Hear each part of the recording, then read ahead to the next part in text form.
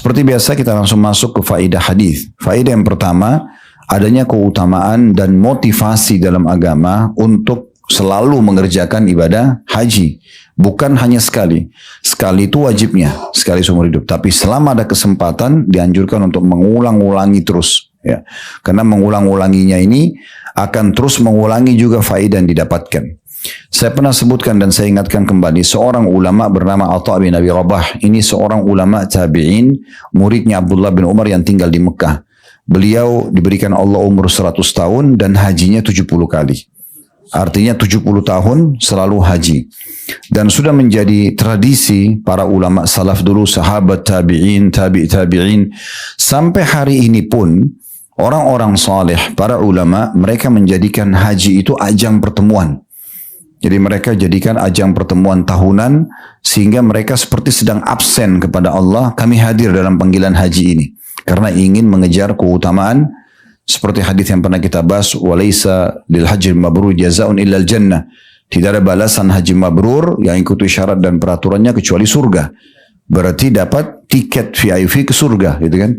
Mungkin haji yang lalu ada yang kurang, haji ini menyempurnakannya. Mungkin haji ini kurang, haji depan menyempurnakannya. Nah, terus seperti itu. Kalaupun semuanya sempurna, berarti menandakan akan lebih banyak lagi tiket-tiket dia menuju ke surga. Ya, dan kita sudah tahu dalam Islam ada namanya syafaat, pertolongan. Kalau kita melebihi atau memiliki kelebihan pahala nanti di timbangan amal, kita bisa menolong orang lain. Kita bisa menolong orang lain untuk selamat bersama kita tentunya, asal dia orang muslim. Jadi misalnya angka amal soleh kita 10.000, dosa kita hanya 1.000, ada selisihnya 9.000 misalnya. Nah, nilai 9.000 ini bisa kita tolongkan kepada orang lain. Misal ibu kita butuh 1.000, ayah kita butuh 500, saudara kita butuh 700 misalnya. Terus begitu sampai nilai itu habis. Sampai nilai itu habis. Ada orang yang tidak bisa menolong siapapun kecuali dirinya.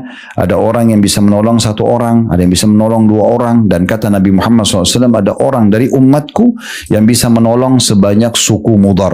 Suku Mudar ini suku Arab yang paling banyak anggotanya, ya, kaumnya. Jadi bisa sampai ribuan atau puluhan ribu orang. Karena pahalanya banyak sekali, dosanya sedikit. Nah, di antaranya adalah orang yang sering mengulang-ulangi haji, ya. Karena itu berarti tambahan pahala ekstra buat dia yang sangat banyak sekali. Ya, kita sudah jelaskan di 2 hadis sebelum ini. Kalau Bapak Ibu kembali mereview lagi, bagaimana Nabi SAW jelaskan orang kalau keluar ke Baitullah untuk haji ataupun umrah, setiap langkah kakinya dicatat pahala, diampuni dosa, diangkat derajat. Kemudian juga ada yang didapatkan kalau orang sedang tawaf, digugurkan dosa-dosanya. Sholat di belakang maqam Ibrahim, pahalanya sama dengan bebasin 1 budak dari anak Ismail. Sa'i antara Safa dan Marwah itu sama dengan 70 budak yang dibebaskan. Jadi antara Safa ke Marwah 10 budak, Marwah ke Safa 10 budak, terus itu 7 kali. Begitu juga pada saat tahallul cukur rambut, setiap hari rambutnya dicatat pahala, diampuni dosa, menjadi cahaya hari kiamat, dan sekian banyak keutamaan yang bisa didapatkan. Belum lagi harta yang kita keluarkan, itu juga dianggap ibadah. Ya, jadi kalau kita bayar ke travel, paket, kita bayar tiket, hotel, segala macam, ini tidak sia-sia. Allah Subhanahu wa Ta'ala akan gantikan dan dicatat pahala. Kalau penggantiannya jelas hadis Nabi SAW, jelas firman Allah SWT dalam surah Saba, surah nomor 34 ayat 39, potongan ayatnya, wa ma anfaqtum min syai'in fahuwa yukhlifu. Apapun yang kalian infakkan di jalan Allah, pasti Allah akan ganti. Tidak ada yang tidak diganti. Nah, sementara juga dalam contoh-contoh dan hadis-hadis Nabi SAW banyak sekali menyebutkan di antaranya mana qasamalun min sadaqah, tidak akan berkurang harta seorang hamba karena sedekah, dan juga ditambahkan balizdat, tapi akan terus bertambah. Nah, ini berarti bisa bertambah harta, dicatat pahala, Allah akan ganti, dan nanti dia akan menjadi pemberat timbangan amal juga hari kiamat. Jadi sudah uang yang kita keluarkan bernilai pahala, energi yang kita kerahkan juga bernilai pahala, semua kegiatan rangkaiannya juga pahala, maka ini akan memberatkan amal kita pada hari kiamat. Jadi adanya motivasi untuk selalu mengulang-ulangi ibadah haji dan umrah, gitu ya. Pelajaran kedua dari hadis adalah keutamaan orang yang meninggal lagi dalam melaksanakan ibadah. Semua ibadah ya, apapun. Ibu lagi sholat meninggal, ibu lagi baca Quran meninggal, lagi sedekah meninggal, lagi haji dan umrah meninggal. Apa saja kita kerjakan kalau kita meninggal itu berarti husnul khatimah. berarti Allah subhanahu wa ta'ala ingin menutup kita dengan kebaikan. Dan ada sebuah hadis Nabi SAW yang menjelaskan, kalau seorang hamba terbiasa dengan satu perbuatan, maka Allah akan menutup hidupnya dengan kebiasaan itu. Jadi kayak misalnya ada orang yang terbiasa selalu rutin baca Quran, nanti Allah tutup hidupnya dengan itu. Dia lagi baca Quran meninggal. Ada orang yang rutin sedekah, ada orang yang rutin salat malam, ada yang orang rutin haji, dan seterusnya. Ya, kalau ada orang terbiasa juga dengan perbuatan dosa, walaupun dia bisa mengemas, menyembunyikan dari mata manusia, Allah tutup hidupnya dengan itu. Ya, dia misalnya dia selalu mabuk tapi orang tidak tahu. Nanti Allah tutup hidupnya dengan dia mabuk nanti. Dalam kondisi mabuk dia meninggal dunia. Seperti itulah.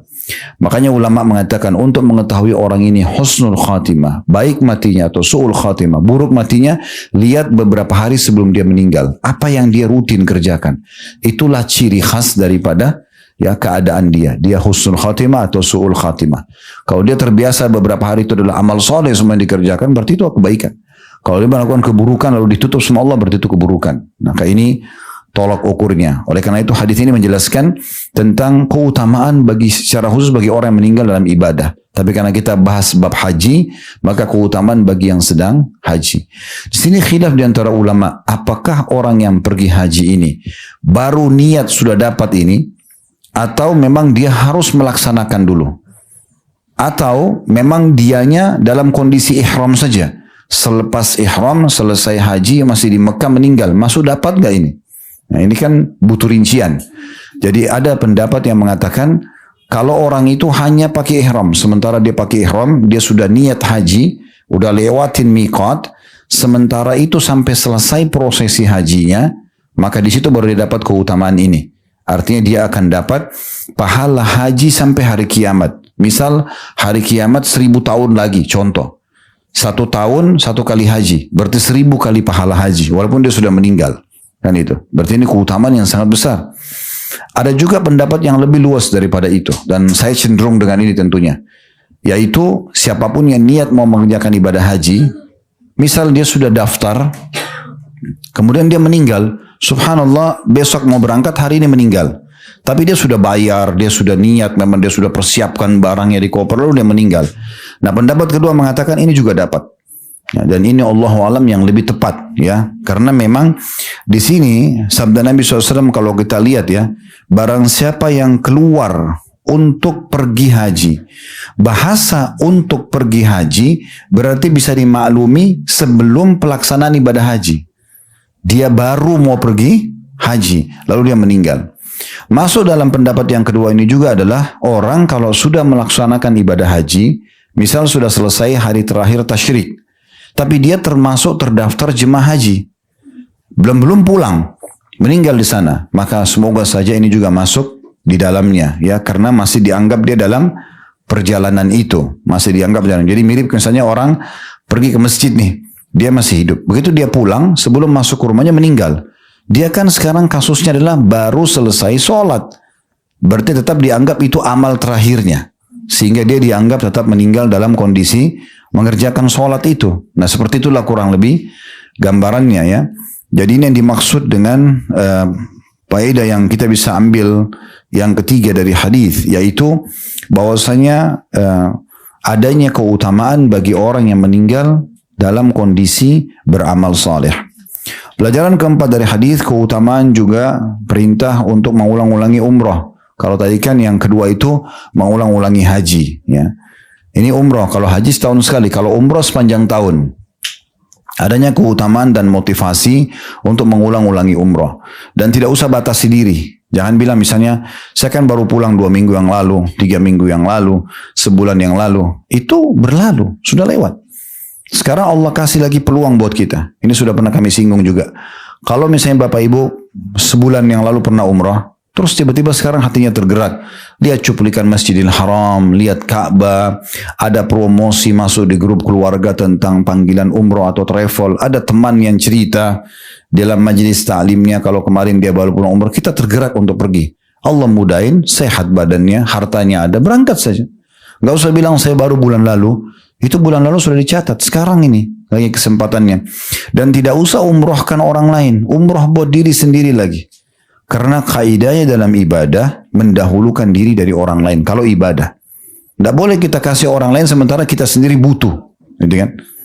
Kalau Bapak Ibu mengatakan, tapi kan saya baru umroh bulan lalu Ustaz, saya baru haji tahun lalu. Itu kan berlalu. Yang dapat peluang sekarang siapa? Kita atau orang lain? Kan kita. Bukan saudara kita, bukan orang tua kita, bukan siapapun. Yang sedang dipanggil oleh Allah kita lagi. Kalau mau ajak orang lain, kita berangkat, ada kelebihan harta, ajak orang lain bersama kita. Tapi kita juga ikut melaksanakannya. Itu jauh lebih tepat.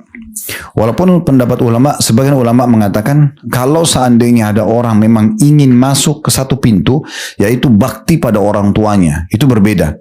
Dia memang ingin sekali agar dia bulan ini umroh, bulan depan orang tuanya, nanti dia ganti-gantian sama orang tuanya, mungkin itu berbeda karena ada bab bakti. Tapi selain daripada kedua orang tua, maka penekanannya harus kita yang mengulanginya. Ya, kita yang mengulang ini sering kami ingatkan juga sebagian bapak-bapak kalau di masjid ya.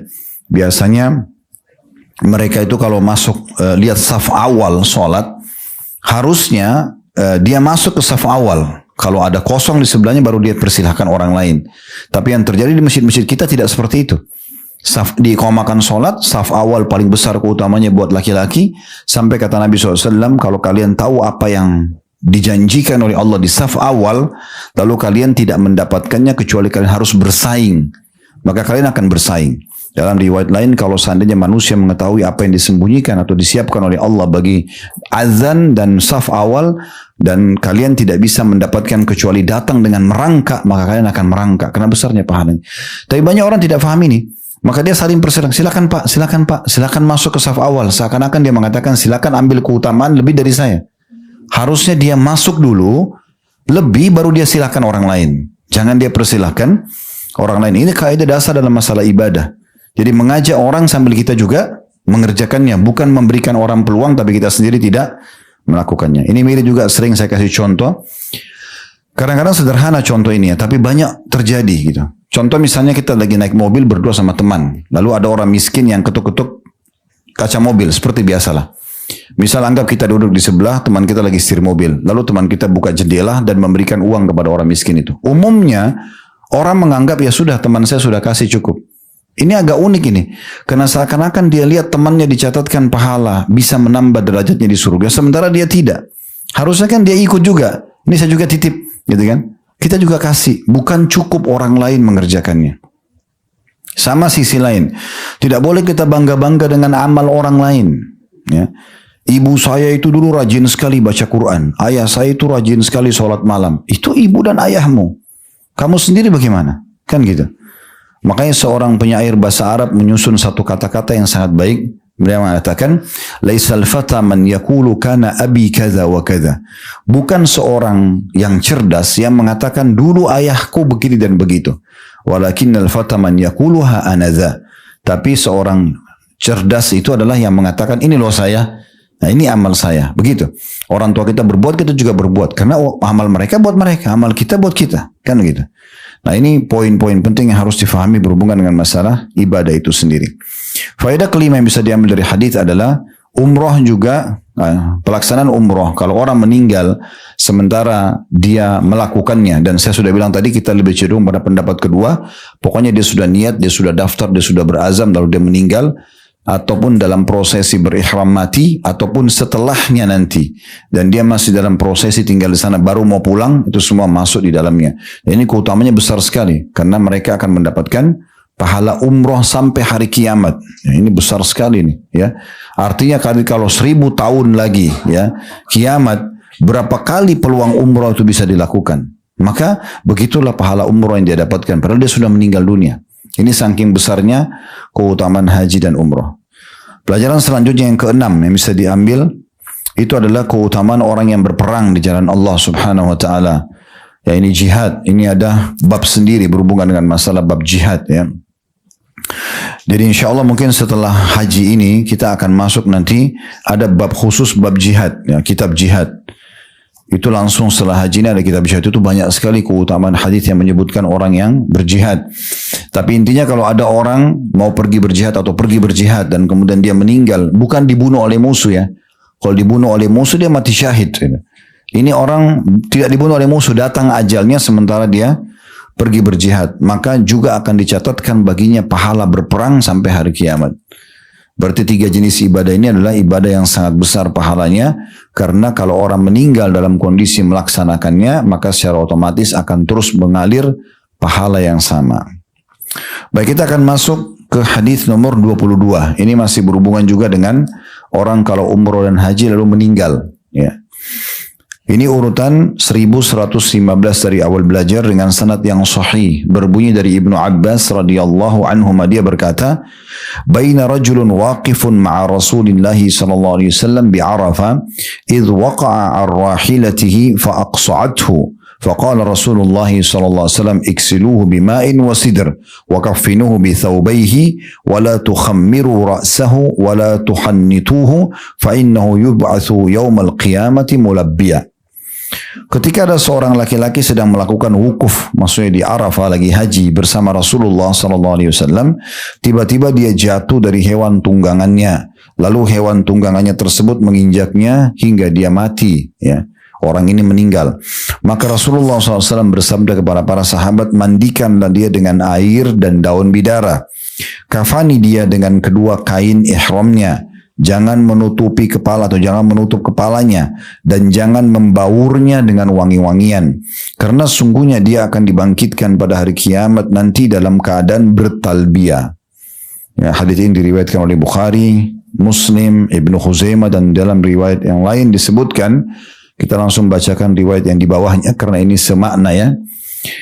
Anna rajulan kana ma'an Nabi sallallahu alaihi wasallam fawaqasathu naqatu wa huwa muhrim famat. Faqala Rasulullah sallallahu alaihi wasallam iksiluhu bima'in wa sidr. Wa kaffinuhu fi thawbihi wa la tamassuhu bi tibin wa la tukhammiru ra'sahu fa innahu yub'atsu yawmal qiyamati mulabbiya. Bahwasanya ada seorang lelaki bersama Nabi SAW, lalu dia dijatuhkan dan diinjak oleh untanya hingga lehernya patah. Sedangkan dia dalam keadaan berihram, lalu dia pun meninggal. Maka Rasulullah SAW bersabda, mandikanlah dia dengan air dan daun bidara. Kafanilah dia dengan 2 helai kainnya. Jangan kamu baurkan minyak wangi padanya dan jangan menutup kepalanya. Karena sungguhnya ia akan dibangkitkan pada hari kiamat nanti dalam keadaan bertalbiyah. Di dalam riwayat Imam Muslim disebutkan, ini masih satu nomor urutan yang sama ya. Fa'amarahum Rasulullah sallallahu alaihi wasallam an yaksilu bima'in wa sidr wa an yakshifu wajha hasibtuhu qala wa ra'sahu fa inna yub'atsu wa huwa yuhil. Lalu Rasulullah SAW menyuruh mereka, maksudnya para sahabat, untuk memandikan orang yang mati tadi dengan air dan daun bidara dan membuka wajahnya. Lalu perawi hadis mengatakan, aku mengira Nabi SAW mengatakan dan buka kepalanya, karena sungguhnya ia akan dibangkitkan pada hari kiamat nanti sambil bertalbiyah. Di situ ada ditulis waqasathu naqatuhu, dilemparkan oleh binatang tunggangannya hingga patah lehernya. Demikian pula arti fa'aqsa'athu dari dalam hadis. Baik, hadis ini ada nomor 22, ada 3 riwayat ya, semua mirip-mirip. Kita langsung saja ambil faedahnya dulu. Faedah yang pertama yang bisa diambil, kedudukan Ibnu Abbas radhiyallahu anhuma, sahabat yang meriwayatkan hadis ini kepada kita. Yang mengikuti bedah buku kita ini dari jilid 1 sampai jilid 3 sekarang sudah tahu metode yang kami gunakan. Kalau ada sahabat, ada tabi'in yang meriwayatkan hadis dan menceritakan kepada kita kronologis terjadinya hadis, kita akan sebutkan sebagai keutamaan beliau secara khusus. Karena di sini Ibnu Abbas yang menceritakan kepada kita tentang kejadian tadi, ada orang yang haji sama Nabi di Arafah, kemudian jatuh dari untanya, kemudian diinjak untanya lalu meninggal. Lalu Nabi sebutkanlah hadisnya gitu. Pelajaran kedua, keutamaan orang yang meninggal sementara dia sedang berihram atau melaksanakan ibadah haji ataupun umroh, apapun sebabnya. Kalau di sini dalam hadis disebabkan karena dia jatuh dari hewan tunggangannya. Kalau kita sekarang mungkin tabrakan mobil, ya, jatuh pesawatnya, gitu kan. Seperti itulah. Mungkin kalau naik bus, mungkin kalau naik kereta, sekarang sudah ada kereta cepat, terjadi kecelakaan. Sementara ihram ini sama semuanya, ya. Kasusnya semuanya sama. Intinya sebenarnya dia meninggal sementara dia sedang berihram. Maka di sini punya keutamaan. Keutamaannya adalah dia akan dibangkitkan pada hari kiamat dalam kondisi bertalbiyah. Dan nanti di mahsyar kita akan lihat orang-orang akan dibangkitkan dengan baju ihramnya dan dia akan bertalbiyah. Jadi orang tahu ini matinya lagi ihram, umrah ataupun haji gitu. Itu keutamaan yang kedua. Keutamaan yang ketiga atau pelajaran ketiga yang bisa diambil dari hadis ini adalah tata cara memandikan orang yang mati dalam kondisi berihram. Nah, ini sedikit berbeda dengan orang yang mati biasa ya. Kesamaannya pertama dulu antara orang mati biasa dengan orang mati dalam kondisi berihram adalah dimandikan dengan ya air dan sidir. Sidir itu bidara ya, daun bidara. Nah, ini daun bidara bisa dipakai untuk 3 kalau dalam syariat kita. Yang pertama memandikan jenazah, yang kedua untuk mensucikan kemaluan wanita pada saat selesai haid dan nifas, itu dipakai cebok ya gitu. Kemudian yang ketiga itu pada saat menggunakannya ruqyah syariah, air ruqyah. Jadi taruh daun bidara, kemudian dibaca ayat ruqyah lalu dipakai mandi. Nah, itu termasuk hal yang disunnahkan oleh Nabi SAW. Nah, di sini dikatakan mandikanlah dia dengan air dan daun bidara ya. Dan ini daun bidara kenapa bisa dipakai? Karena memang tidak mengeluarkan bau wangi. Tidak ada bau wanginya. Tapi kenapa dia dipakai? Allahu a'lam. Mungkin ada kandungannya di situ bisa mensucikan badan dari bakteri. Karena termasuk dalam riwayat lain itu disunnahkan untuk mencebok wanita yang selepas haid dan nifas. Seperti membantu membersihkan ya. Seperti itu kurang lebih gambarannya. Nah, di sini dikatakan cuma perbedaannya. Nah, itu tadi kalau persamaan orang mati ihram dengan orang mati biasa tetap dimandikan dengan air dan daun bidara. Perbedaannya adalah kalau orang mati ihram disuruh ihramkan dengan kain ihramnya itu. Ya, ini mirip dengan orang yang mati syahid. Ya, mati syahid itu dikubur dengan bajunya.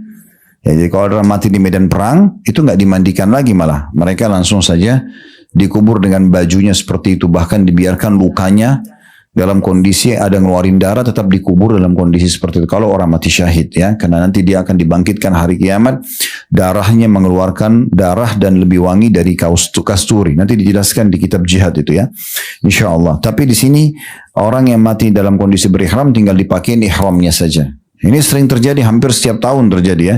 Ada saja orang yang meninggal di Mina, di Arafah, di Muzdalifah. Dan itu memang peraturan Saudi, pemerintah itu sudah turun tangan sekaligus membantu para pemilik travel agar melaksanakan sunnah Nabi ini. Jadi mereka tidak dikasih kain kafan secara khusus dengan kain ihramnya saja. Plus lagi juga dikatakan jangan tutup kepalanya. Nah, ini bedanya dengan jenazah umumnya. Kan ditutup ya kepalanya. Yang cuma dibuka bagian wajah saja, tapi di bagian kepala ditutup. Tapi kalau orang ini tidak dibuka bagian kepalanya, dan dikatakan di sini dan jangan kalian berikan wangi-wangian. Kenapa Nabi sebutkan ini? Karena orang kalau mandi biasa boleh dikasih wangi-wangian. Ya. Jadi kayak misalnya pakai sampo, pakai sabun ya. Biasanya kalau jenazah yang umumnya meninggal bukan karena dalam kondisi begini, boleh diberikan wangi-wangian. Ya. Itu yang dimaksudkan atau perbedaan dasar antara mandinya atau diurus jenazah yang mati dalam keadaan ihram dengan orang yang tidak dalam keadaan ihram. Sekarang kita masuk ke bab kedua dalam kitab haji ini. Ini yang menyebutkan tentang masalah uang yang Bapak Ibu keluarkan untuk haji dan umrah. Tadi saya sempat singgung, tidak sia-sia. Akan Allah ganti. Sebagaimana Allah jelaskan tadi dalam surah nomor 34, surah Saba ayat 39. Wa ma anfaqtum min syai'in fahuwa yukhlifu. Apapun yang kalian infakkan jalan Allah maka dia akan ganti. Nah, di sini ada penyebutan hadis Nabi SAW, semua yang Bapak Ibu keluarkan untuk biaya haji dan umrah akan diganti dan akan diberikan pahala lebih besar ya, atau pahala berapa pahala haji dan umrah itu didapatkan sesuai dengan kadar besarnya nafkah yang kita keluarkan. Ya, makanya sering kami ingatkan kalau yang bergabung dengan travel kami selalu ingatkan, Bapak Ibu nggak usah pilih paket-paket yang murah. Kalau memang punya kemampuan, beli saja yang mahal, pakai bisnis kelas, cari hotel bintang 5. Toh kita bisa menikmati ibadah kita tenang, juga Allah akan ganti. Dan yang luar biasa, pahalanya lebih besar daripada orang yang mengeluarkan lebih sedikit harta. Ini hadisnya nih, ada 2 riwayat di sini. Walaupun cuma 1 nomor urut ya. Di halaman 19 di situ, bab kedua, anjuran nafkah dalam kurung mengeluarkan biaya dalam haji dan umrah, dan mengenai orang yang mengeluarkan nafkah untuk keduanya dari harta yang haram. Ya, maksudnya kalau harta haram tidak akan diterima oleh Allah Subhanahu wa taala. Sebuah hadis yang sahih dan ini urutan 1116 dari awal belajar berbunyi dari Aisyah radhiyallahu anha bahwasanya Rasulullah SAW pernah bersabda kepadanya di saat ia sedang melakukan ibadah umrah. Di saat Aisyah sedang umrah radhiyallahu anha, Nabi SAW mengatakan, innalaki minal ajri ala qadri nasabiki wa nafakatiki. Sesungguhnya pahala yang kamu dapat adalah sesuai dengan kadar kelelahanmu dan nafkah yang kamu keluarkan. Hadis ini riwayat Hakim dan ia mengatakan sahih berdasarkan syarat Al-Bukhari dan juga Muslim. Dan di dalam sebuah riwayat miliknya, maksudnya milik Imam Muslim juga, dan ia mensahihkannya. Maaf, ini riwayat Al-Hakim juga. Riwayat yang lain dari Al-Hakim berbunyi, innama ajruki fi umratuki ala qadri nafakatiki. Sesungguhnya wahai Aisyah, pahalamu yang kamu dapat dalam umrahmu adalah sesuai dengan kadar nafkahmu yang kamu keluarkan. Ya, berarti makin banyak kita keluarkan biaya dalam ibadah, maka makin besar pahalanya. Baik, kita ambil faedahnya di sini. Faedah yang pertama yang bisa kita dapatkan yaitu keutamaan Ummul Mukminin Aisyah radhiyallahu anha, karena beliaulah pemilik hadis ini. Nabi SAW bersabda pada beliau sehingga sampai kepada kita dan menjadi hukum bagi umat kita.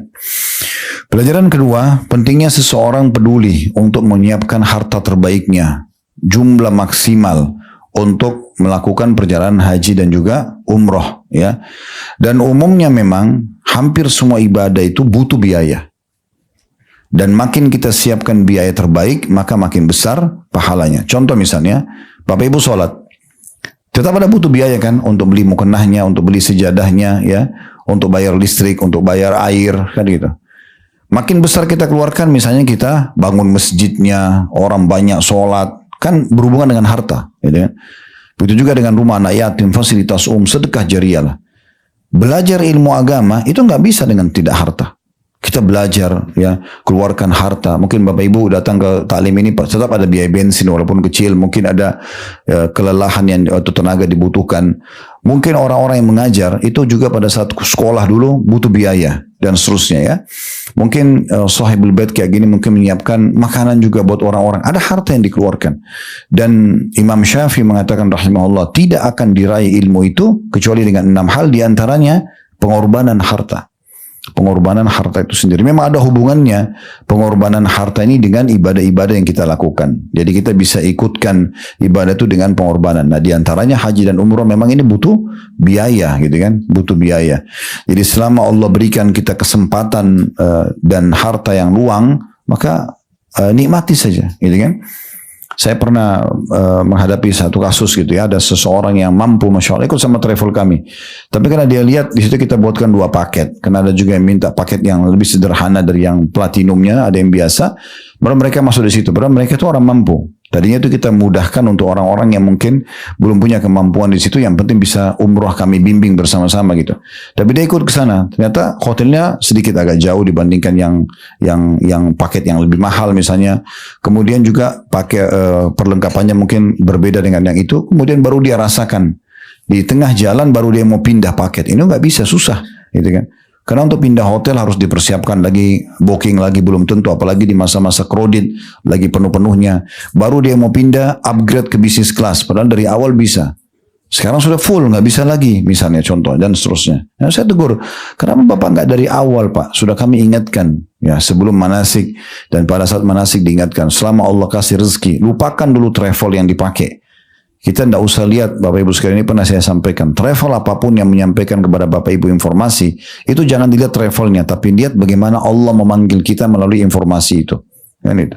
Jangan lihat teman kita dan kerabat kita menceritakan tentang umrah haji, tapi lihat bagaimana informasi itu sampai kepada kita. Mirip kalau kita dengarkan azan, hayya 'alas shalah, hayya 'alal falah, enggak usah lihat muazzinnya. Karena orang Arab, orang Melayu, orang hitam dari Afrika, orang bule di Eropa sana, sama saja kalimatnya. Itu sebenarnya Allah yang panggil kita. Nah, supaya kita menjawab seruan sholat tersebut, ya. Jadi ini pelajaran kedua. Pelajaran pertama dari kedudukan Aisyah. Pelajaran kedua, adanya anjuran untuk memperbanyak atau memaksimalkan harta yang dikeluarkan dalam hal ibadah, secara khusus di sini umroh dan haji tentunya. Kemudian yang ketiga, salah satu yang memperbanyak pahala adalah keletihan atau waktu yang kita lowongkan, ya, energi yang kita kerahkan sama harta yang kita keluarkan. Jadi akan lebih besar pahala bila kita memberikan itu ekstra ya. Misal contoh mirip, ada orang kadang-kadang tidak mau umrah Ramadan. Kenapa? Umrah Ramadan susah, puasa. Misal contoh. Padahal umrah Ramadan pahalanya sama dengan haji. Kan gitu. Harusnya luangkan waktu ya. Pernah juga ada seorang teman kami di Madinah. Saya waktu itu pas selesai umrah Ramadan, kemudian saya telepon dia lagi masih Ramadan. Saya tanya, akhi, antum sudah umrah Ramadan nih? Dia di Madinah, dekat sekali itu.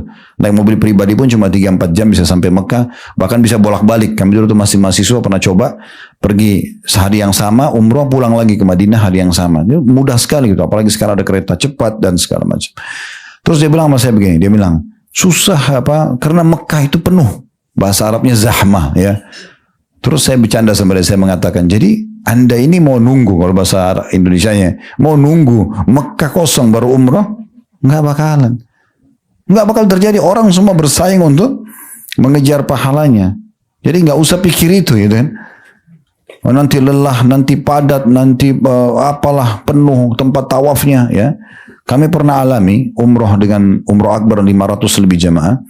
Itu pada saat sebelum turun banyak jemaah yang melihat di TV di hotelnya tentang tempat tawaf dan lagi rame-ramenya memang penuh sekali kelihatan. Tapi kan tawaf itu bergerak ya, bukan orang diam gitu. Terus mereka ada yang mengatakan, Ustaz, nanti padat sekali. Udah, Bapak Ibu jangan pikir penuhnya.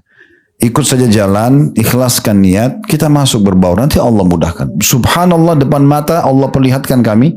Saya jalan, di belakang saya jemaah, di depan kami itu kayak kosong gitu, kita tetap bisa jalan. Dan jemaah berjalan dengan sangat lancar, dengan 3 jam alhamdulillah sudah selesai ibadah tersebut. Jadi sebenarnya gak usah pikir tentang masalah keletihan atau padatnya atau besarnya biaya. Ya memang gitu. Justru itu yang akan mendatangkan ekstra pahala. Nah ini poin yang harus diperhatikan. Baik, di bab ketiga ini khusus hadis-hadis tentang masalah umrah di bulan Ramadan. Ya. Ini kurang lebih ada 5 buah hadis, 5 urutan hadis ya. Kita akan bacakan insya Allah di bab ketiga, anjuran umrah pada bulan Ramadan. Jadi umrah sepanjang tahun oke, tetapi yang paling besar pahalanya di Ramadan. Ya, lebih besar lagi pahalanya di 10 terakhir Ramadan. Ya, karena ada pengejaran Lailatul Qadar ya. Itu mungkin lebih besar lagi pahalanya. Baik, kita akan bacakan hadis pertama di bab ketiga ini. Hadis ada 1A dan juga ada 1B. 1A-nya dengan sanad hasan ini urutan 1117 dari awal belajar berbunyi dari Ibnu Abbas radhiyallahu anhu, dia berkata, arada Rasulullah sallallahu alaihi wasallam al-hajj faqalat al-mar'atu li zawjiha ahjijni ma'a Rasulillah sallallahu alaihi wasallam faqala ma indi ma uhajjuki alaihi faqalat ahjijni ala jamalika fulan. قال ذاك حبيس في سبيل الله عز وجل فأتى رسول الله صلى الله عليه وسلم فقال إن امرأتي تقرأ عليك السلام ورحمة الله وإنها سألتني الحج معك فقلت ما عندي ما أحجك عليه قالت أحججني على جملك فلان قلت ذاك حبيس في سبيل الله عز وجل فقال أما إنك لو أحججتها عليه كان في سبيل الله قال وإنها أمرتني أن أسألك ما يعدل حجة معك قال رسول الله صلى الله عليه وسلم أقرئها السلام ورحمة الله وبركاته وأخبرها أنها تعدل حجة معي عمرة في رمضان. Terjemahannya, kata Ibnu Abbas radhiyallahu anhu, ketika Rasulullah SAW hendak melakukan ibadah haji, ada seorang istri berkata pada suaminya, maksudnya seorang sahabiat berkata pada sahabat Nabi, suaminya, berangkatkanlah aku haji bersama Rasulullah SAW. Si istri minta supaya dibiayai oleh suaminya haji bersama Nabi. Maka sang suami mengatakan, aku tidak memiliki sesuatu untuk memberangkatkanmu haji. Maksudnya aku tidak cukup biaya untuk membiayaimu. Istri itu mengatakan, berangkatkanlah aku haji dengan menunggang untamu yang ini. Kebetulan ada unta suaminya, itu tidak dipakai. Gitu. Maka si istri bilang, saya mau haji dengan ini saja. Gitu. Maka sang suami menjawab, unta itu sudah diwakafkan di jalan Allah. Ini sudah terlanjur saya bilang untuk Allah. Gitu. Jadi tidak bisa kita pakai. Saya nggak pakai, kamu jangan pakai juga gitu ya. Kemudian laki-laki itu mendatangi Rasulullah SAW dan berkata, sungguhnya istriku menyampaikan salam kepada anda, yaitu mengucapkan Assalamualaikum warahmatullah. Dan sungguhnya ia memintaku untuk memberangkatkannya haji bersamamu. Lalu aku katakan kepadanya, aku tidak memiliki sesuatu untuk menghajikanmu. Lalu ia mengatakan, berangkatkanlah aku dengan menunggang untamu yang itu. Aku menjawab, unta yang itu sudah diwakafkan di jalan Allah Azza wa Jal. Maka Nabi SAW bersabda, sungguhnya jika kamu memberangkatkannya dengan menggunakan unta itu, maka itu juga di jalan Allah. Maka laki-laki itu mengatakan, dan sungguhnya ia menyuruhku untuk bertanya kepadamu, wahai Rasulullah, apa yang menyamai haji bersamamu? Ada enggak? Kalau haji ini tidak bisa pergi, ada enggak ibadah lain yang bisa pahalanya sama dengan haji bersama anda? Kata Nabi SAW, sampaikan salam balik kepada istrimu, Waalaikumsalam warahmatullahi wabarakatuh, dan sampaikan kepadanya bahwa umrah di Ramadan menyamai haji bersamaku. Hadis ini diriwayatkan oleh Abu Dawud dan Ibnu Khuzaimah dalam Sahihnya, dan keduanya dengan kisah yang sama. Sedangkan lafaz hadis di atas berdasarkan riwayat Abu Dawud dan pada bagian akhirnya sama. 1B-nya dengan sanad sahih diriwayatkan oleh Imam Bukhari dan An-Nasai juga Ibnu Majah secara singkat sebagai berikut, umratun fi Ramadan ta'dilu hajjah. Umrah di bulan Ramadan menyamai satu kali pahala haji. Diriwayatkan oleh Muslim dengan lafadznya, ia berkata, Rasulullah SAW berkata atau bersabda kepada seorang perempuan dari kaum Ansar yang bernama Ummu Sinan, ma mana'aka an tahujji ma'ana, apa yang menghalangimu untuk melakukan ibadah haji bersama kami? Qalat lam yakun lana illa nadhihani fahajja abu waladiha wa ibnuha ala nadhih wa taraka lana nadihan nandihu alayhi. Qala fa idza jaa Ramadan fa'tamiri fa inna umratan fi Ramadan ta'dilu hajja. Perempuan itu mengatakan waktu Nabi SAW bilang, kenapa kau tidak haji bersama kami? Perempuan ini Nabi tanya ya. Kata perempuan tersebut, kami tidak mempunyai melainkan hanya 2 ekor unta saja. Maka ayah dan seorang putra berangkat haji dengan menunggangi 1 ekor unta. Dan ia meninggalkan 1 unta lagi buat kami gunakan untuk menyiram tanaman kami. Maka Nabi SAW mengatakan, apabila bulan Ramadan tiba, maka berumrahlah kamu, karena umrah di bulan Ramadan menyamai haji. Dan di riwayat lain miliknya juga disebutkan ta'dilu hajjatan au hajjatan ma'i, menyamai ibadah haji 1 kali dan itu pahalanya bersamaku. Jadi ini Nabi SAW ucapkan berarti mirip dengan hal tersebut ya. Baik, saya bacakan dulu hadis nomor 2 lalu kemudian kita ambil faedah sekaligus ya, karena ini mirip. Hadis nomor 2 dengan sanad sahih di ghairihi menjadi sahih karena dikuatkan dengan riwayat-riwayat lain, dan ini urutan 1118 dari awal belajar berbunyi, dan darinya maksudnya sahabat yang sama. Di sebelumnya disebutkan, itu diriwayatkan atau disebutkan oleh Ibnu Abbas radhiyallahu anhuma. Dia berkata, Ja'at Ummu Sulaimin ila Rasulillah sallallahu alaihi wasallam faqalat, hajja Abu Talhata wa ibnuhu wa tarakani. Faqala ya Ummu Sulaim, umratun fi Ramadan ta'dilu hajjatan ma'i. Ummu Sulaim datang kepada Rasulullah SAW dan berkata, Abu Talha dan anaknya telah berangkat haji dan meninggalkanku. Maka Nabi SAW bersabda, wahai Ummu Sulaim, umrah di bulan Ramadan itu menyamai haji bersamaku. Diriwayatkan Ibnu Hibban dalam sahihnya. Baik, sekarang kita korek mutiara-mutiara hadis atau pelajarannya. Yang pertama, di hadis 1A-nya itu ada kedudukan dan kelebihan Abu atau Ibnu Abbas radhiyallahu anhu, karena beliau menyampaikan kisah ini kepada kita. Pelajaran yang kedua tentang bolehnya seorang istri menyampaikan pada suaminya untuk difasilitasi beribadah. Ya, apa saja, misalnya minta dibeliin mukena, minta dimudahin menuju ke silaturahim keluarganya, minta bakti sama orang tuanya, minta diizinkan hadir majelis ilmu. Jadi semua itu termasuk juga misalnya dia minta agar dimudahkan haji dan umroh ya. Tetapi di sini bukan paksaan, dia hanya menyampaikan karena memang adabnya dalam rumah tangga. Setelah seorang wanita nikah, maka dia di bawah naungan suaminya ya, semua pun dia harus pamit ya. Maka itu adabnya. Di sini bolehnya seseorang menyampaikan itu. Kemudian selanjutnya pelajaran yang ketiga, bolehnya sang suami ya untuk menjawab, memudahkan itu kalau bisa, atau dia mengatakan saya tidak punya kemampuan. Ini dibolehkan ya. Dan di saat itu tidak boleh seorang istri memaksakannya. Yang penting sang suami jujur ya.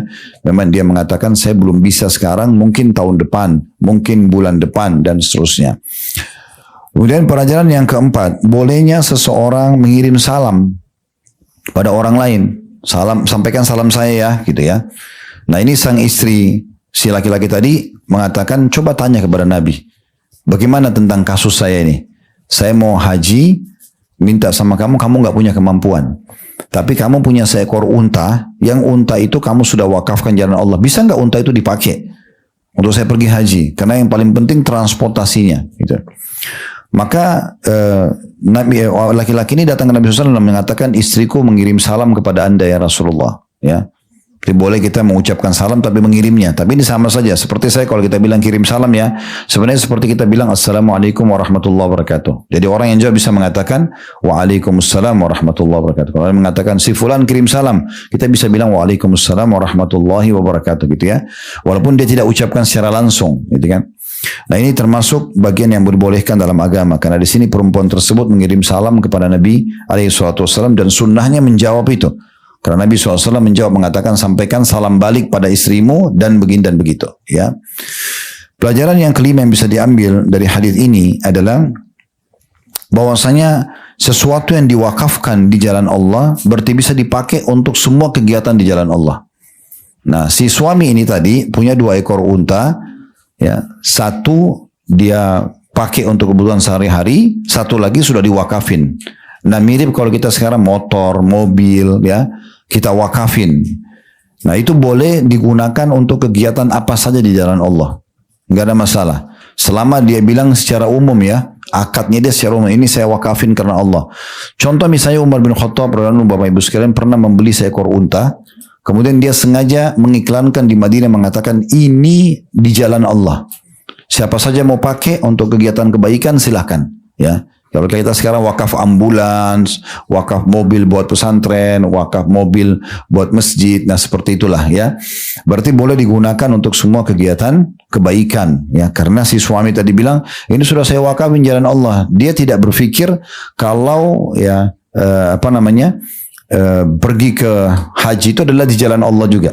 Maka Nabi SAW mengatakan kalau kau berangkatkan istrimu dengan unta yang kau sudah niat di jalan Allah, maka kau sudah dapat pahalanya kayak itu di jalan Allah. Ya. Pelajaran selanjutnya yang keenam yang bisa kita ambil dari hadis ini adalah keutamaan orang yang mengerjakan ibadah ini, jadi saksi bahasan kita, ibadah umrah di bulan Ramadan. Karena Nabi SAW mengatakan kepada perempuan ini, karena sudah terlanjur nggak bisa berangkat haji sama Nabi tahun itu, Nabi SAW bilang sampaikan kepada istrimu, nanti kalau tiba Ramadan dia pergi haji, dia pergi umrah, maka dia akan dapatkan sama dengan pahala haji. Dan itu mirip semua dengan riwayat-riwayat yang datang setelahnya tentang masalah ya haji umrah Ramadan itu sama dengan pahala haji. Itu 6 buah faedah yang kita bisa ambil dari hadis nomor 1A. Sementara di 1B ada tambahan di situ ya. Di sini tentang kasus ya Ummu Sinan. Allahu a'lam apakah Ummu Sinan ini adalah wanita yang sama yang disebutkan dalam 1A atau berbeda. Itu ulama berbeda pendapat di situ. Apakah memang dia yang dimaksud dengan kejadian tadi 1A atau ini kejadian yang berbeda. Ya, karena di sini lafadznya di halaman 21 di paling bawah itu Nabi SAW tanya seorang wanita yang bernama Ummu Sinan, kenapa kau tidak haji bersama kami? Maka dia jelaskan kalau kami hanya memiliki 2 ekor unta. 1 unta sudah dipakai oleh ayahnya anak-anak ini ya sama anak saya pergi haji. 1 lagi buat kebutuhan kami ya. Karena nggak bisa kami pakai sampai pergi haji karena harus ada yang tinggal ngurus tanaman, ada kebunnya gitu ya. Lalu Nabi SAW mengatakan nanti kalau kau tidak bisa haji sekarang tiba Ramadan gantian kau pergi umrah ya. Ya, nanti umrah itu akan sama pahalanya dengan haji. Dan itu Nabi SAW mengatakan sama pahalanya haji bersamaku. Sama pahalanya haji bersamaku. Ini bisa kita katakan tambahan faedah nomor 7 dari semua faedah kalau kita gabungkan dengan 1A-nya. Faedah nomor 8 yang bisa ditambahkan di hadis nomor 2 tentang Ummu Sulaim. Nah kalau tadi di riwayat nomor 1B itu Ummu Sinan, ini beda orang, ini Ummu Sulaim. Ummu Sulaim ini ibunya Anas ibn Malik. Ya, jadi kalau ibu pernah baca hadis diriwayatkan oleh Anas atau dari Anas ibn Malik itu adalah ibunya ya ibunya dia bernama Ummu Sulaim. Ummu Sulaim ini wanita yang dijamin masuk surga ya. julukannya dia Rumaisa atau Gumaisa, wanita yang masuk surga, itu julukan. Namanya dia sebenarnya Ummu Sulaim. Ya. Nah, Ummu Sulaim ini dia yang pernah saya sampaikan kisahnya, saya ingatkan kembali. Suami dia bernama Malik. Nah, anaknya dari suami yang pertama itu namanya Anas. Nah, makanya saya bilang tadi perawi hadis Anas bin Malik ya. Waktu dia masuk Islam, Ummu Sulaim masuk Islam, dia ajak suami masuk Islam tapi suaminya nggak mau. Malik ini nggak mau. Dalam kondisi dia marah-marah dengan istrinya, dia keluar dari rumah, ketemu sama musuh-musuhnya, lalu berantem, terbunuh. Jadi suaminya pertama yang diajak masuk Islam itu meninggal dalam keadaan kafir gitu ya. Kemudian ada sahabat suaminya yang bernama Abu Talha. Nah perhatikan riwayat itu disebutkan tentang nama Abu Talha ya. Di halaman 22 ya. Ummu Sulaim datang ke Rasulullah SAW lalu berkata, Abu Talha. Nah ini suami keduanya.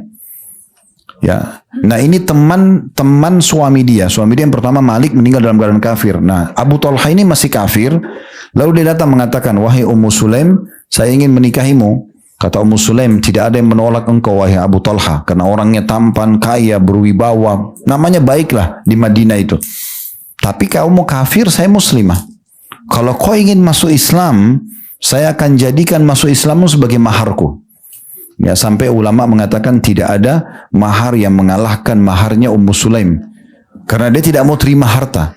Dia cuma bilang sama suaminya, mantan calon suaminya, kalau kau masuk Islam itu maharku. Maka Abu Talha pun pergi ke Nabi masuk Islam, lalu kemudian menikahlah mereka. Nah ini kisah pernikahan mereka. Nah ini kisah tentang Ummu Sulaim. Nah Ummu Sulaim ini pernah datang kepada Nabi SAW karena semangatnya ingin ibadah haji. Maka dia mengatakan, ya Rasulullah, sesungguhnya Abu Talha sudah terlanjur pergi haji bersama anakku. Sudah jalan duluan ke Mekah nih. Tapi saya tidak diajak. Ya, karena memang tidak memungkinkan. Satu unta cuma bisa 2 orang. Mereka cuma punya 1 ekor unta saja waktu itu. Maka pilihannya adalah Abu Talha dengan Ummu Sulaim atau Abu Talha dengan anaknya gitu ya. Maka waktu itu kesepakatan Abu Talha yang pergi sama anaknya. Maka Ummu Sulaim mengatakan, ya Rasulullah, apa yang harus saya lakukan nih? Peluang haji di depan mata. Suami saya sudah pergi sama anak saya. Apa yang harus saya lakukan? Nah seakan-akan begitu. Maka Nabi SAW mengatakan, wahai Ummu Sulaim, nanti kalau datang Ramadan, karena kan sudah tidak mungkin dia pergi haji. Untanya sudah dipakai sama suami, sama anaknya. Maka umrah dari Ramadan, karena itu sama pahalanya haji bersamaku. Haji bersamaku. Jadi faedahnya di sini adalah dia nomor 8 di faedah nomor 8 kalau kita gabungkan dari riwayat 1A, 1B dan juga riwayat nomor 2 itu tentang kisah Ummu Sulaim radhiyallahu anha di mana beliau karena semangatnya ingin ibadah sampai minta saran dari Nabi SAW. Dia ridho suaminya pergi, anaknya pergi, tapi dia ini bergejolak dalam hatinya, gimana nih haji gitu kan, saya juga pengen gitu. Apa solusinya ya Rasulullah? Tanya ke Nabi. Maka Nabi sampaikan, nanti kalau tiba Ramadan, sekarang kamu nggak usah pergi, tiba Ramadan jangan lupa umrah, karena umrah Ramadan sama dengan haji bersamaku. Nah seperti itulah. Saya akan lanjutkan ya riwayatnya, kita akan selesaikan sampai riwayat nomor 5 karena agak mirip-mirip ini ya. Jadi kedepannya insya Allah kita akan pindah di bab nomor 4. Riwayat nomor 3, Bapak Ibu sekalian, di bab nomor 3 ini juga ya, ada 3A dan ada 3B. 3A-nya dengan sanad hasan di ghairihi menjadi hasan karena dikuatkan dengan riwayat-riwayat lain dan ini urutan 1119 dari awal belajar. Berarti ibu-ibu yang ikut belajar dari awal ini sudah 1119 hadis secara nomor urut ya, secara nomor urut. Tetapi yang dipelajari lebih dari itu ya. Ya, berarti sudah belajar 1119 hadis secara nomor urut. Tapi lebih dari itu. Karena kadang-kadang seperti ini kan. Nomor 3 ada 3A, ada 3B. Kadang-kadang ada 3A, 3B, 3C. Kadang-kadang begitu. Pernah kita juga ada hadis yang 1 sampai D. 1A, 1B, 1C, 1D gitu ya. Berarti kita sudah belajar mungkin lebih dari 1500 hadis ya. Ini kalau jadi alim seharusnya sudah jadi ulama ibu-ibu ya. Baik. Kita masuk di sini hadis 3A dengan sanad hasan di ghairihi, menjadi hasan karena dikuatkan dengan riwayat-riwayat lain. Dari Ummu Ma'qil radhiyallahu anha, dia berkata, "Lamma hajja Rasulullah sallallahu alaihi wasallam hajjatal wada' wa kana lana jamal faja'alahu Abu Ma'qil fi sabilillah wa qalat wa asabana marad wa halaka Abu Ma'qil." Qalat falamma qafala Rasulullah sallallahu alaihi wasallam min hajjatil wada' hasibnahu, ini antara dua garis, qala ya Ummu Ma'qil ما منعك أن تخرجي معنا قالت يا رسول الله لقد تهيأنا فهلك أبو مأقل وكان لنا جمل هو الذي نحج عليه فأوصى به أبو مأقل في سبيل الله قال فهلا خرجت عليه فإن الحج في سبيل الله فأما إذا فاتتك هذه الحجة فاعتمري في رمضان فإنها كحجة. Ini kisah Ummu Ma'qil. Ini seorang wanita sahabat yang lain lagi. Ada nama tadi Ummu Sinan, ada nama Ummu Sulaim. Ini wanita lain lagi, ya, Ummu Ma'qil. Dan ini termasuk nanti kita jadikan sebagai faedah, ya. Ibu-ibu itu terbagian daripada hal yang dianjurkan dalam syariat adalah menggunakan kunyah namanya. Julukan begini, ya. Misal ibu punya anak pertama namanya Muhammad, maka ibu dipanggil Ummu Muhammad. Nah itu seperti itu. Nah ini Ummu Ma'qil karena anaknya dia namanya Ma'qil, ya. Maka dipanggil Ummu Ma'qil, ibunya Ma'qil gitu, ya. Dia berkata, tak kala Rasulullah SAW melakukan haji wada atau haji perpisahan. Ini karena haji pertama dan haji terakhir Nabi, ya. Karena setelah itu pertama kali Nabi diizinkan haji oleh Allah, dan ternyata setelah pulang haji beliau sakit dan akhirnya beliau meninggal dunia, maka dikenal dengan haji wada atau haji perpisahan. Ketika itu kami mempunyai seekor unta yang oleh Abu Ma'qil, suaminya dia kan Ummu Ma'qil. Ya, ini suaminya Abu Ma'qil karena anak mereka bernama Ma'qil. Telah diperuntukkan, diwakafkan di jalan Allah. Maksudnya kami punya seekor unta, tapi suamiku Abu Ma'qil mewakafkan unta itu di jalan Allah. Ya. Lalu kemudian ia menuturkan, lalu kami ditimpa penyakit dan Abu Ma'qil pun meninggal dunia. Lalu ia menuturkan, setelah Rasulullah SAW datang dari haji wadanya, kami menduga beliau bersabda, wahai Abu Ma'qil, wahai Ummu Ma'qil, apa yang menghalangimu untuk berangkat haji bersama kami? Waktu haji kemarin, Nabi sudah pulang haji, baru Nabi tanya Ummu Ma'qil, kenapa kau enggak haji kemarin? Maka Ummu Ma'qil mengatakan, ya Rasulullah, kami telah bersiap-siap mau haji sebenarnya, namun Abu Ma'qil meninggal, dan kami mempunyai seekor unta yang akan kami pakai untuk berangkat haji, namun Abu Ma'qil telah mewasiatkannya untuk diwakafkan di jalan Allah. Beliau bersabda, sallallahu alaihi wasallam, kenapa kamu tidak berangkat haji dengan mengendarainya? Karena haji itu adalah di jalan Allah. Sama aja, wakaf jalan Allah, haji juga jalan Allah gitu, ya. Karena kamu sudah ketinggalan haji ini, maka jangan luput darimu umrohlah di bulan Ramadan, karena itu pahalanya sama dengan haji. Diriwayatkan Abu Dawud dan juga Tirmidzi secara singkat darinya, bahwasanya Nabi SAW bersabda, umratun fi Ramadan ta'dilu hajjah. Umrah di bulan Ramadan sama menyamai satu kali haji. Dan dia mengatakan hadis ini hasan gharib. 3B-nya, Bapak Ibu sekalian, dengan sanad sahih di ghairihi dan diriwayatkan pula oleh Ibnu Khuzaimah dalam sahihnya secara singkat. Hanya saja di dalam riwayatnya dia mengatakan bahwa Rasulullah sallallahu alaihi wasallam bersabda, "Innal hajja wal umrata fi sabilillah wa inna umratan fi Ramadan ta'dilu hajjatan aw tajzi hajja." Sesungguhnya haji dan umrah adalah di jalan Allah, dan sungguhnya umrah di bulan Ramadan menyamai satu kali haji dan menggantikan satu kali haji. Di dalam riwayat lain milik Abu Daud dan An-Nasai dari Ummu Ma'qil, masih wanita yang sama, bahwasanya dia berkata, ya Rasulullah, inni imra'atun qad kabirtu wa saqimtu, fahal min amalin yujzi'u anni min hajjati? Qala umratun fi Ramadan ta'dilu hajjah.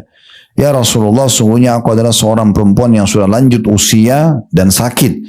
Apakah ada amal yang dapat menggantikan hajiku? Maka beliau mengatakan umrah di bulan Ramadan menyamai satu kali haji. Saya bacakan sekaligus, ya, riwayat nomor 4 dan nomor 5 karena mirip, lalu kita ambil faedah. Hadis nomor 4 dengan sanad sahih di ghairihi, menjadi sahih karena dikuatkan dengan riwayat-riwayat lain, dan ini urutan 1120 dari awal belajar, berbunyi dari Abu Ma'qil. Nah ini suaminya dia. Tadi Ummu Ma'qil, ya, radhiyallahu anhu, dari Nabi SAW beliau bersabda, umratun fi Ramadan ta'dilu hajjah.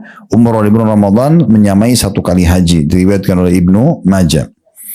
Riwayat nomor 5 dengan sanad sahih urutan 1121 dari awal belajar berbunyi diriwayatkan oleh Al-Bazzar dan At-Tabarani dalam Mu'jamul Kabir.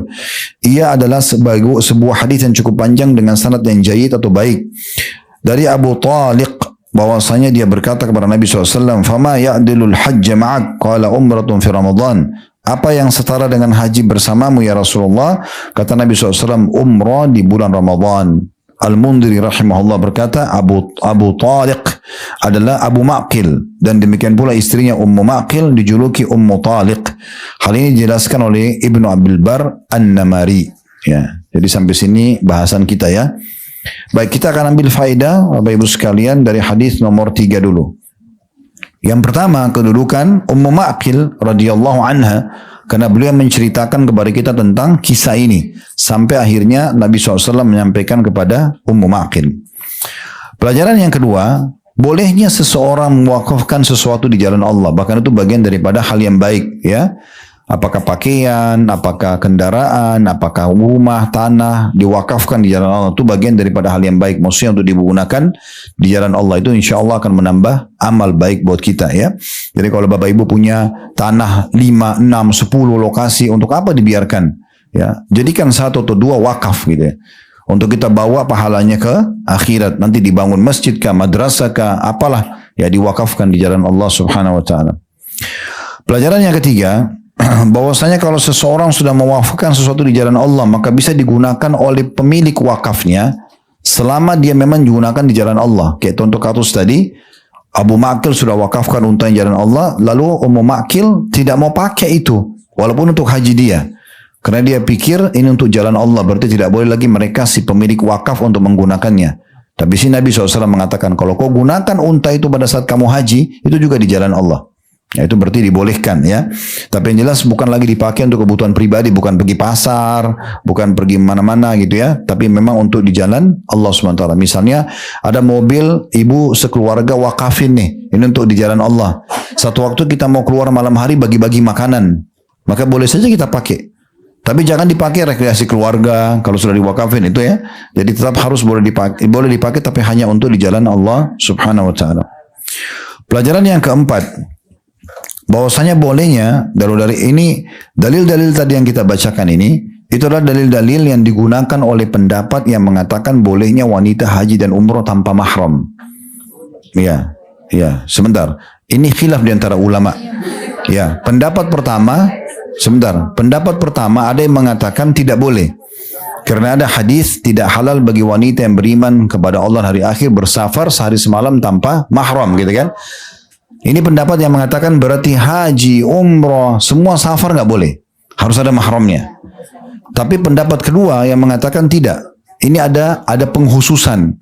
Kalau safar umum selain safar ibadah, itu nggak boleh kecuali pakai mahram. Tapi kalau haji sama umrah, boleh. Nah mereka berdalil dalil-dalilnya ini.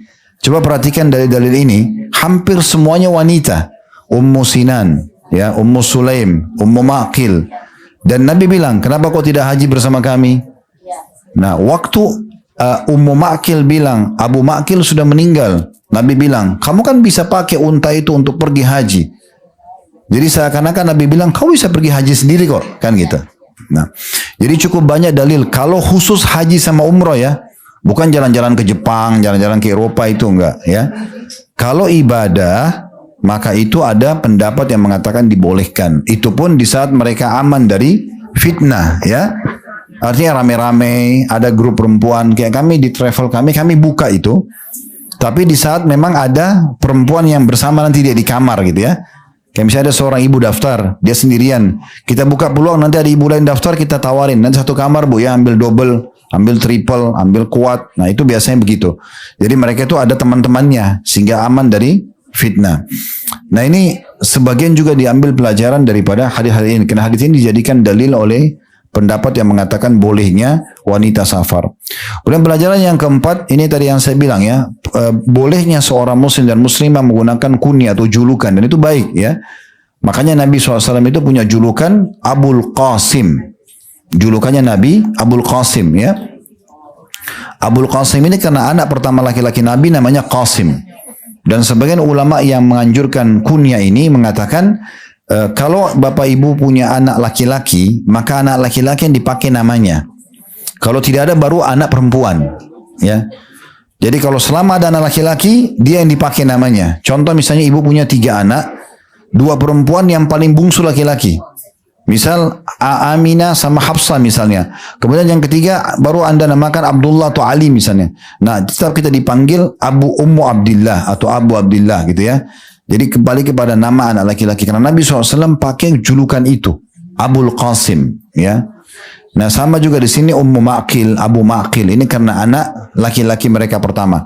Tapi apakah boleh menggunakan nama anak laki-laki yang lain? Boleh. Ya, seperti di sini disebutkan riwayat, kalau Bapak Ibu lihat tadi, riwayat nomor 5 ya. Di situ dikatakan bahwasanya yang dimaksud dengan Abu Taliq ya, itu adalah Abu Ma'qil. Ternyata Abu Taliq Abu Ma'qil sama Ummu Ma'qil ini punya anak laki-laki, ada namanya Ma'qil, ada namanya Taliq.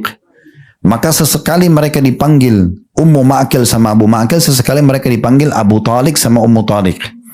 Berarti boleh kita menggunakan nama anak yang lain, tapi diprioritaskan adalah anak yang tertua dari laki-laki. Nah itu termasuk adanya anjuran berhubungan dengan masalah itu. Kemudian pelajaran yang terakhir yang bisa kita ambil adalah bagaimana memang kedudukan orang yang mengerjakan umrah di Ramadan sama dengan pahala haji. Ya, tinggal yang perlu digarisbawahi Bapak Ibu sekalian, di sini bukan berarti umrah Ramadan menggugurkan pahala kewajiban haji, bukan. Kasus di sini kalau kita lihat ya, keluhan Ummu Ma'qil, karena dia sudah sangat tua, dia bilang waktu suaminya sudah meninggal, ya Rasulullah, saya sudah sangat tua. Takut nggak sampai haji nanti. Kalau saya takut nggak sampai haji, apa yang saya harus lakukan supaya saya tetap dapat pahala sebesar haji? Nabi bilang umrah Ramadan. Padahal Ramadan dengan haji itu dekat sekali ya. Selesai Ramadan itu masuk Syawal. Nah perlu digarisbawahi, Syawal, Zulqa'dah dan 13 hari pertama Zulhijjah itu dikenal dengan bulan-bulan haji. Bulan haji ya. Jadi kalau ibu umroh di bulan Syawal, sudah bisa diniatkan umrohnya untuk haji tamattu. Walaupun nanti hajinya nanti, gitu kan? Karena dia sudah masuk bulan haji. Tapi kalau diniatkan umroh biasa juga nggak apa-apa. Karena ini sudah bulan. Berarti antara Ramadan dengan bulan haji dekat sekali kan? Karena satu Ramadan Idul Fitri itu 1 Syawal. Bisa lihat dia selamat hari raya Idul Adha 1 Syawal. Syawal itu sudah masuk bulan haji sebenarnya. Tapi karena Ummu Ma'qil ini ketakutan, dia mengatakan setelah suaminya meninggal, ya Rasulullah saya sudah tua. Itu riwayat tadi ya, riwayat nomor 3B tadi ya. Dia bilang saya sudah sangat tua ya Rasulullah gitu kan. Saya juga sudah sakit-sakitan. Saya khawatir jangan sampai ya saya meninggal. Ada nggak yang bisa mengejar pahala haji? Karena saya tidak sempat haji. Abu Ma'qil meninggal, kita sudah siap-siap tapi belum sempat pergi haji. Nabi baru bilang, pahala umrah Ramadan sama dengan pahala haji. Tapi ini bukan menggugurkan kewajiban hajinya. Maknanya, kalau kau sampai di haji, tetap pergi haji. Ya. Nah, di sini juga ada pelajaran tambahan Bapak Ibu sekalian yang sering ditanya di pengajian. Bagaimana kalau seandainya uang saya belum cukup untuk haji? Apakah saya umrah dulu? Jawabannya iya. Ya, umrah saja dulu, kan gitu. Karena ini nanti akan memudahkan haji kita. Kita kan di sana berdoa. Masih ingat kita pelajari beberapa hadis sebelumnya, kalau orang jemaah haji umrah itu adalah delegasi Allah, utusan Allah, mereka dipanggil maka mereka jawab, dan mereka berdoa maka diijabah. Doanya mustajab. Berdoa depan Ka'bah supaya Allah mudahkan haji. Nah itu bisa kan gitu. Berarti boleh saja dari kasus kisahnya Ummu Ma'qil, kalau seorang muslim atau muslimah dananya belum cukup atau dia takut umurnya nggak sampai di haji, kayak sekarang kan kita antrian 20 tahun, 30 tahun. Maka dia boleh umroh dulu. Tapi agar dapat pahala hajinya, itu umroh Ramadan. Kalau dia uangnya pas-pasan ya, dia pilih yang Ramadan saja. Yang Ramadan. Nah perlu saya berbagi karena kami diamanakan travel. Ramadan itu memang dibagi menjadi 3 bagian. Dari sisi harganya ya, bukan keutamaannya sebenarnya. Di Saudi itu, di Mekah sama Madinah, hotel-hotel itu mereka bagi menjadi 3 bagian. 10 hari pertama, 10 pertengahan, 10 akhir. Ini beda harga semuanya. Ya, kalau Bapak Ibu pergi umrah Ramadan, terakhir Ramadan, 10 tahun Ramadan, Ibu tinggal 2-3 hari, tetap biayanya 10 hari. Mereka jual satu paket begitu, ya.